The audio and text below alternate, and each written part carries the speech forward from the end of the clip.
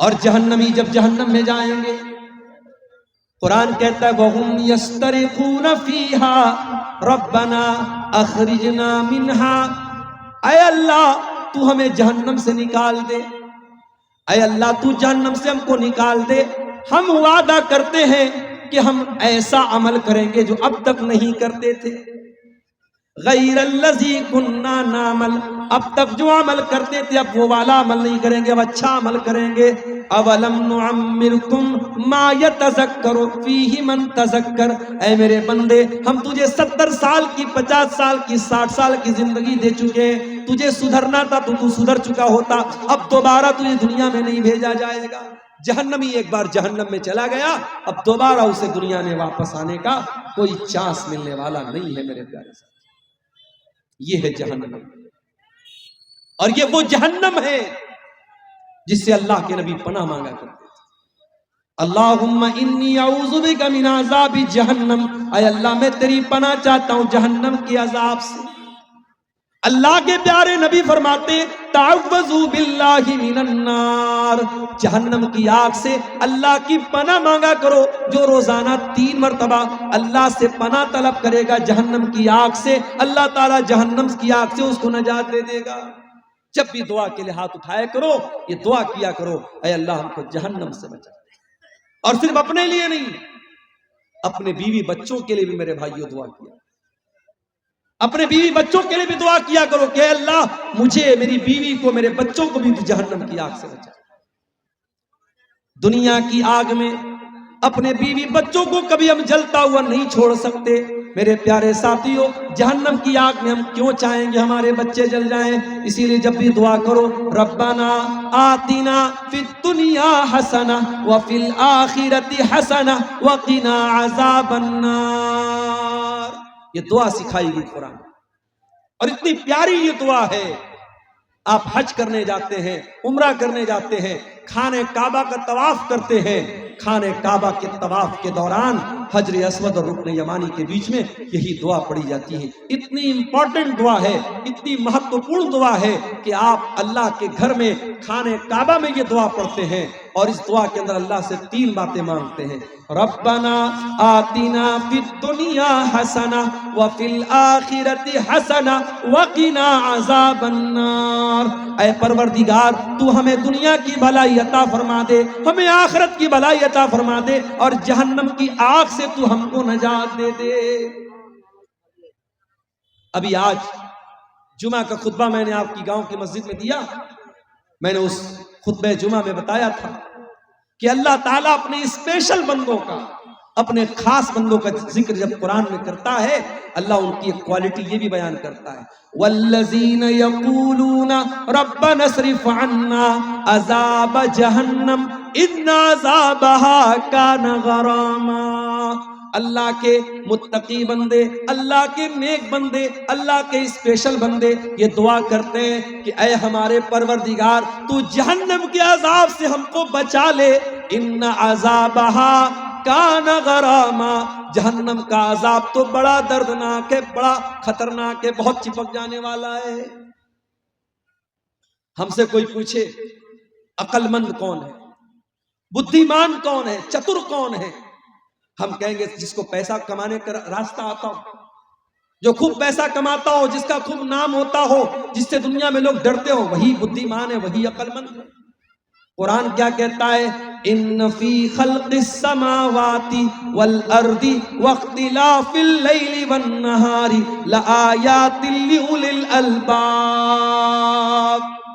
زمین کی پیدائش کے اندر، آسمان کی پیدائش کے اندر، رات اور دن کے آنے جانے کے اندر عقل مند لوگوں کے لیے نشانی ہے، بدھیمان لوگوں کے لیے نشانی ہے۔ سوال یہ پیدا ہوا کہ بدھیمان کون لوگ ہیں، عقل مند کون لوگ ہیں؟ فرمایا الذین یذکرون اللہ قیاما وقعودا ویتفکرون فی خلق السماوات والارض ربنا ما خلقت ھذا باطلا سبحانک فقنا عذاب النار۔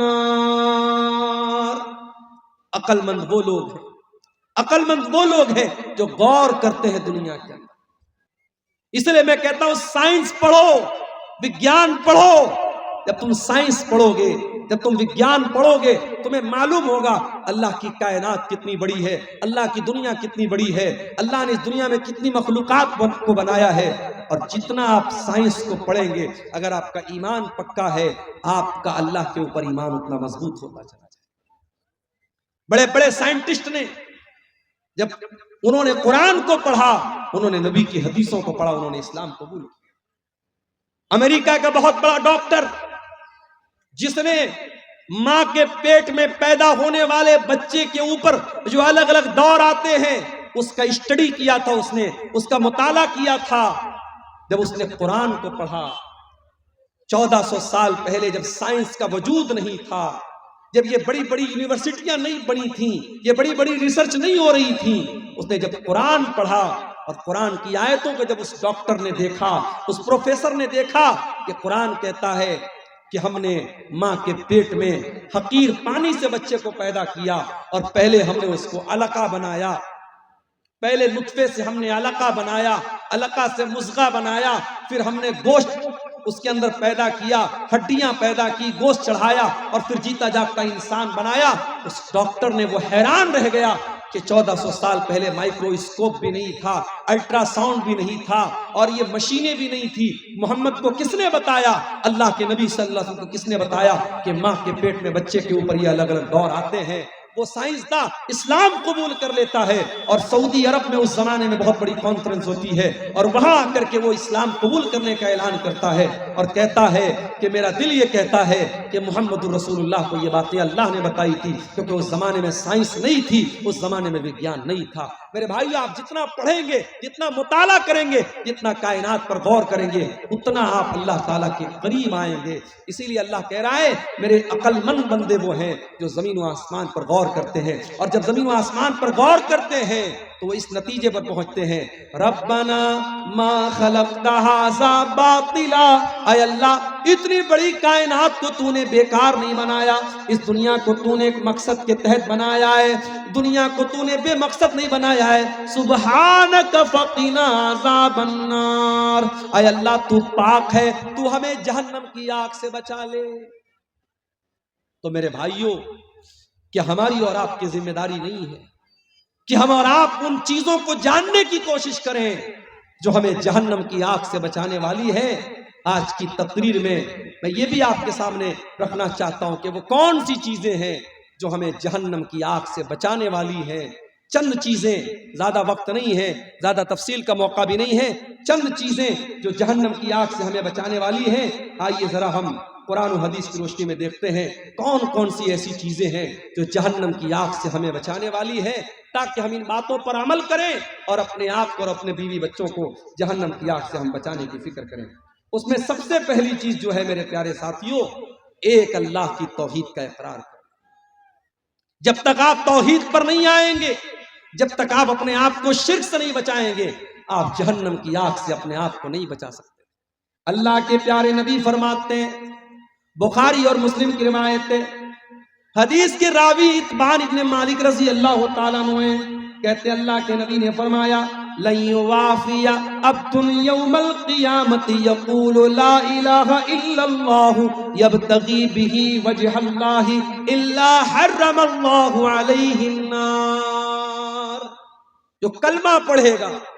جو لا الہ الا اللہ پڑھے گا، جو توحید پر قائم رہے گا، قیامت کے دن اللہ تعالیٰ اس پر جہنم کی آگ کو حرام کر دے گا، جہنم کی آگ اس کے اوپر حرام ہو جائے گی جو توحید پر قائم رہے۔ یہ توحید سب سے بڑی امانت ہے، اس کی حفاظت کرو میرے بھائی۔ آپ بہار کے کیسے علاقے میں رہتے ہیں جو بارڈر سے قریب کا علاقہ ہے، سیمانچل کا علاقہ ہے، آنے والے دنوں میں حالات بڑے خراب ہوں گے اور آپ کے ایمان کے سودے کیے جائیں گے اور آپ کو لالچ دیا جائے گا، پرلوبن دیا جائے گا، اور آپ کے ہاتھوں سے ایمان کی دولت کو چھیننے کی کوششیں بھی ہیں۔ مگر یاد رکھنا، دنیا کی تکلیفیں، دنیا کی مصیبتیں آخرت کی مصیبتوں سے بڑی نہیں ہیں۔ دنیا کی گرمی جہنم کی گرمی سے خطرناک نہیں ہے، دنیا کی جیل جہنم کی جیل سے خطرناک نہیں ہے۔ دنیا کی ہر تکلیف کو سہ لینا، مگر کبھی شرک مت کرنا میرے پیارے ساتھیوں۔ لا تشرک باللہ، اللہ کے نبی فرماتے ہیں اللہ کے ساتھ کبھی شرک مت کرنا۔ وَإِن قُتِلْتَ أَوْ حُرِّقْتَ، تمہیں قتل کر دیا جائے، تمہیں جلا دیا جائے، تب بھی تم اللہ کے ساتھ کبھی شرک مت کرنا۔ جہنم سے بچانے والی دوسری چیز، بار بار اللہ تعالیٰ سے دعا کرو کہ اے اللہ تو جہنم سے بچا لے۔ اللہ کے پیارے نبی فرماتے ہیں من سال اللہ الجنت، جو اللہ تعالیٰ سے 3 مرتبہ جنت کا سوال کرتا ہے، جو اللہ سے کہتا ہے اے اللہ تو جنت دے دے، اے اللہ تو جنت دے دے، اے اللہ تو جنت دے دے، جو 3 مرتبہ جنت کا سوال کرتا ہے، قالت الجنت، تو جنت اللہ تعالیٰ سے کہتی ہے اللہم ادخلہ الجنت، اے اللہ تو اس کو جنت میں داخل کر دے۔ اور جو انسان 3 مرتبہ جہنم سے اللہ تعالیٰ کی پناہ مانگتا ہے تو جہنم اللہ تعالیٰ سے کہتی ہے اللہم اجرہ من النار، اے اللہ تو اس کو جہنم کی آگ سے بچا لے۔ اس کا مطلب ڈیلی 3 بار یہ دعا کرو اللہم انی اسألک الجنہ، اللہم انی اسألک الجنہ، اللہم انی اسألک الجنہ، اور 3 مرتبہ اللہ تعالیٰ سے جہنم سے پناہ مانگو اللہم اجرنی من النار، اللہم اجرنی من النار، اللہم اجرنی من النار۔ 3 مرتبہ جنت مانگو اور 3 مرتبہ جہنم سے پناہ مانگو، اللہ تعالیٰ انشاءاللہ جہنم کی آگ سے آپ کی حفاظت کرے۔